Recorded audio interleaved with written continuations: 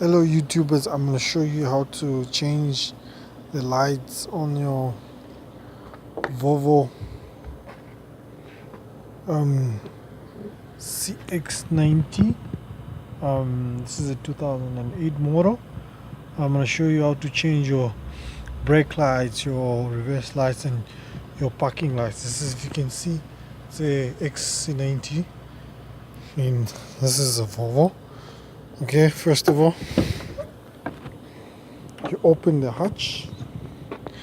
There's this knob here which you need to open, and you open the Volvo. You need a 11 socket, and you need a socket drive, and you need a Hello. go away. Sorry. You need a killer no.